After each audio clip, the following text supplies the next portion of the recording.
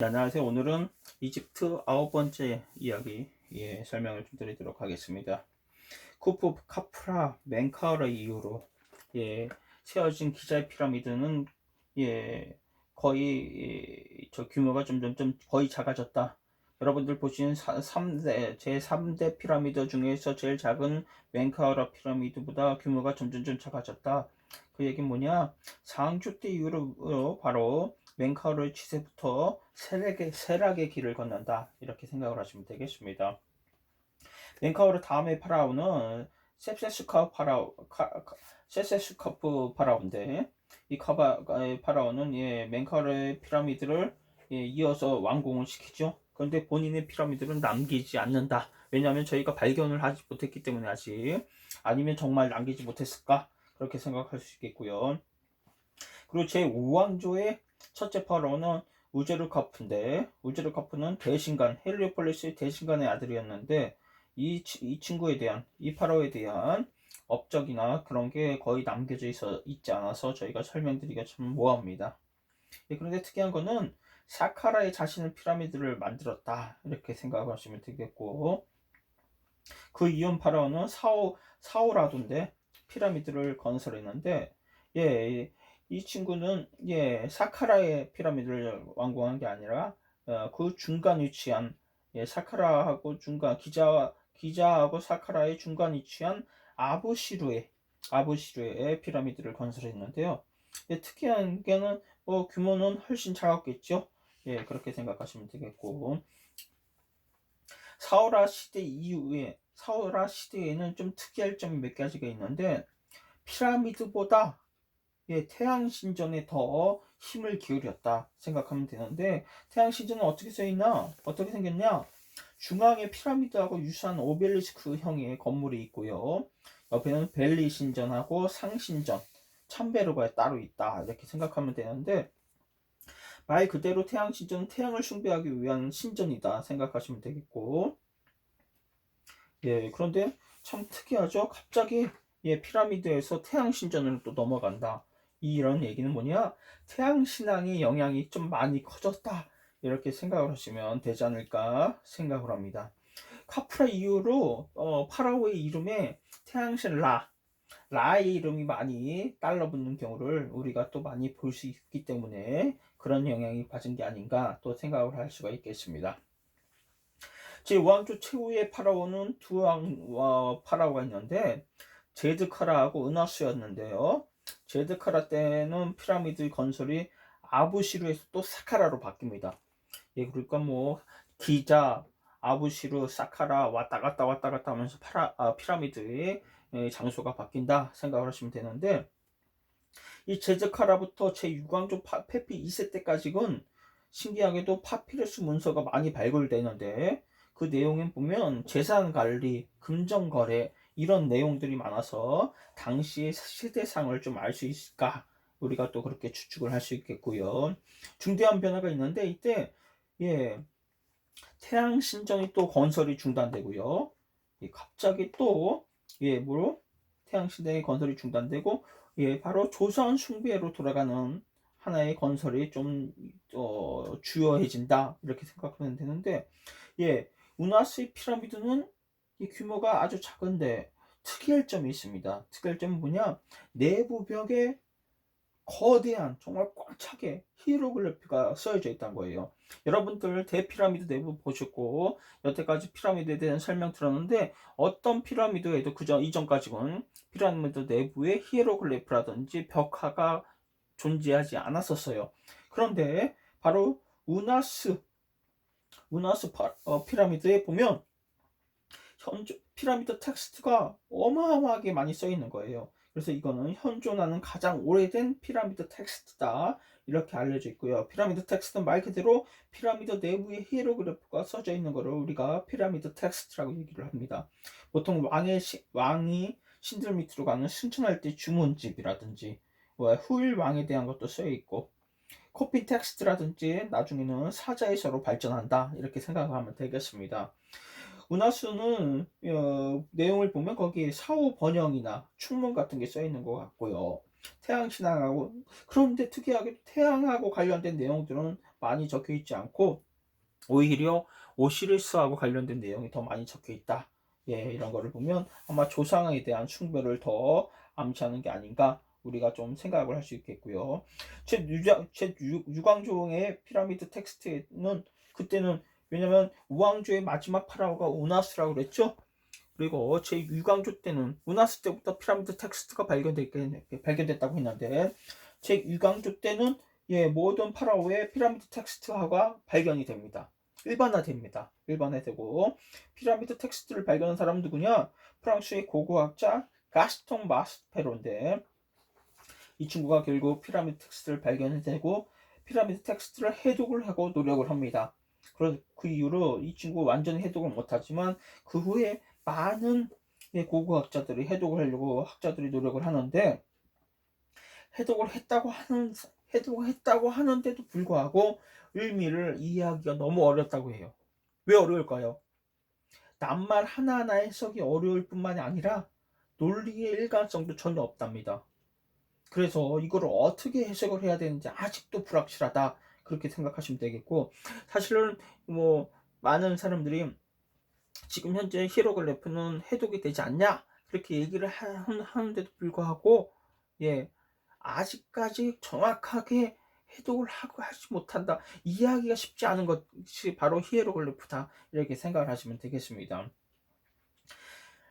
왜 고대 이집트 사람들은 바로 여기 피라미드 텍스트에는 문구를 여러 가지 사제가 문구를 써놓은 건데 이 고대 이집트 사람들은 말에 마술적인 힘이 있었다고 믿었는 거예요. 그래서 피라미드 안에 봉인을 하기 전에 입으로 얘기했던 거를 벽에 새긴 거 아닌가. 그래서 내용이 이해하기가 쉽지 않지 않나. 그렇게 또 알려져 있고요. 불가사리한 거는 정말 중종 히에로글리프 옆가 써져 있는데 섞여 있는 게 불완전한 문자들이 또 히에로글리프 안에 섞여 있다. 그래서 이게 더욱더 미스테리하다 생각하면 되고, 또 하나 중요한 거는 그 안에 보면 내용들의 식인 풍습을 암시하는 내용들이 여기저기 많이 써 있다고 합니다. 식인 풍습이. 그래서 정말 그 당시에 파라오나 사람들이, 이집트 고대 사람들이 사람 고기를 먹었나? 단정 지을 수는 없습니다. 단정 지을 수는 없는데, 아니면 오랫동안 풍습이었던 내용들을 그냥 적어 놓은 게 아닌가? 우리가 그렇게 또 생각할 수 있겠고요. 아까도 말씀드렸지만 우나스 이전의 피라미드에는 어떤 피라미드에도 히에로글리프가 적혀 있는 피라미드가 없었다. 이것도 좀 알고 계시면 좋겠고요. 그래서 우리가 피라미드를 무덤이라고 가정하는 것도 너무 이상하죠. 기묘한 일이죠. 왜냐하면 제2왕조 때부터 무덤이 생기는데 왕하고 귀족이 묘되면 마스타바에 벽화가 그려져 있고요. 많은 내용들이 적혀 있는데, 그런데 피라미드에는 희한하게도 그런 역할이 없었던 거죠.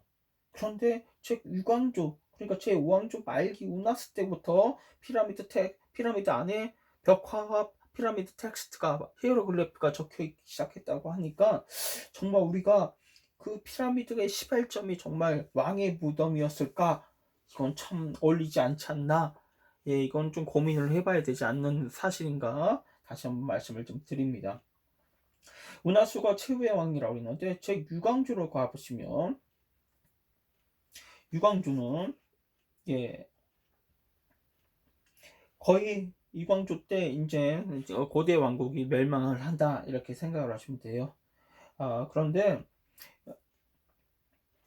유광조는 초대 파라오는 테티예요. 테티인데 이 테티고 마지막 파라오는 거의 페피 2세라고 생각을 하시면 되는데, 페피 2세 이후로 거의 멸망을 하게 된다 이렇게 생각을 하면 됩니다. 이때 너무 왕의 재정 기반이 부족했고 관료 조직이 이미 비대화됐고 그래서 행정개혁이 이루어지는데 사실 쉽지가 않은 거죠. 그래서 페피 2세 때 페피 2세 때 마지막 파라오는 아닙니다. 거의 끝 마무리되는 페피 2세 때, 이 페피 2세가 이집트에서 가장 오랫동안 통치를 했던 파라오다 이렇게 알고 계시면 되는데 통치 기간이 90년입니다. 왜냐하면 6살 때 파라오가 돼서 96살 때까지 파라오를 했다고 하니까 90년간 통치를 했다고 생각하시면 되는데 이 친구가 한 게 아무것도 없어요. 그냥 왕만 되고 싶어서 왕만 유지를 하고 싶어서 그렇게 유지한 게 아닌가. 그래서 이 측근들 있죠? 파라오의 측근들이 왕의 태만을 이용해서 권력을 휘두르고 그리고 정치는 부패하고 무질서 불공정 그리고 왕의 권위는 땅에 떨어지고 그랬겠죠. 그래서 결국 멸망의 길로 가는 게 아닌가 이렇게 생각하시면 되겠고 이 페피 있을 때 멸망한 거나 다름없다 이렇게 생각하면 되겠고요. 그 나머지 파라오들은 한 8명이 있었다고 하는데 근데 왕명표에는 4명밖에 적혀 있지 않고 4명밖에 적혀 있지 않은데 이 8명의 파라오가 약 10년 정도밖에 파라오를 하지 못했다고 하니까 거의 페피 2세 때 망한 거나 마찬가지다 이렇게 생각을 하면 되겠습니다. 유광주는 언제 망하나? 서기 한 4200년 정도에 지금으로부터 한 4200년 정도에 유광주가 붕괴됐다 생각하면 되겠고요.